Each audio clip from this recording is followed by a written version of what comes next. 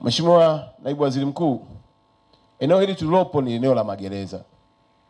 Na mwaka jana nilipofika hapa nilipata nafasi ya kushuhudia Karibu Fair ya kwanza kwangu mimi nikiwa mkoa wa Arusha. Na kwa mashirikiano tuliona hatua kubwa. Lakini mwaka huu Mheshimiwa Naibu Waziri Mkuu, tumepiga hatua kubwa kuliko mwaka jana. Mpaka na waonyeshaji wa bidhaa au makampuni yameongezeka. Ni ombi langu kwako.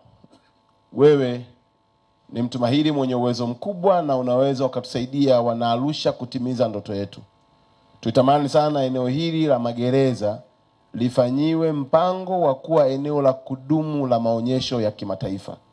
Ni eneo kubwa na linaweza kujengwa vizuri ili hata wakati wa vumbi, wakati wa jua, wakati wa mvua tukawa na maonyesho makubwa ya kuwafanya si tu wa Tanzania bali Afrika na dunia kuja katika mkoa wetu wa Arusha.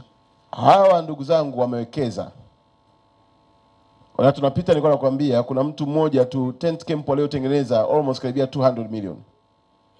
Mtu aliyewekeza milioni 200 alafu tukio linaisha ndani ya siku 3. Yaani amewekeza jana usiku anamalizia, leo kesho anatakiwa aanze kuwaza namna ya kuondoa. Ni maombi yangu kwa ndugu zangu wa Karibu Fair, lakini hasa kwa sponsors na exhibitor. Mwakani tufanye angalau kwa muda usiopungua siku 5 mpaka siku 7.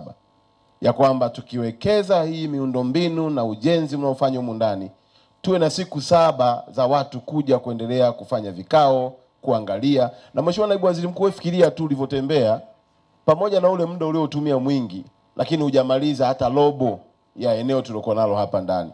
Sasa si rahisi sana kwa mtu mmoja kuingia siku moja kamaliza, lakini tukijipa muda wa siku 5 mpaka 7 inawezekana watu wakapata biashara nyingi sana.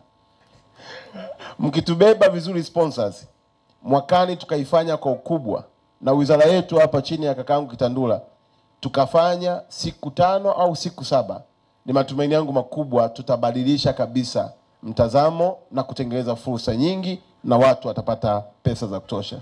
Nitoe pongezi na shukrani za dhati kwa kampuni ya Karibu Fair Travel and Tourism kwa kuandaa kikamilifu onyesho hili la Karibu Fair 2025 kwa kushirikiana na wizara yenye dhamana ya utalii kwa pande zote za muungano, yani Tanzania bara na Tanzania visiwani.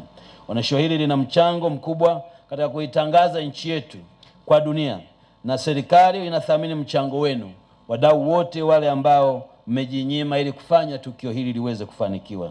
Vile vile ni washukuru sana wadhamini na wadau na washiriki wengine wote kwa upande wa sekta binafsi, wale wote mlioshiriki toka mwanzo wa matayarisho hadi siku ya leo tunapokwenda kufungua maonyesho haya. Ushiriki wenu ni kielelezo kimojawapo cha utekelezaji kwa vitendo wa maono ya Rais wetu Dr. Samia Suluhu Hassan, akiwa mzalendo na mwongozaji wa watalii namba 1 katika kutangaza utalii katika sekta ya utalii nchini. Kwa kweli tunawashukuru sana na ninaomba tuwapigie makofi mengi ya shukrani hawa wote waliotuchangia.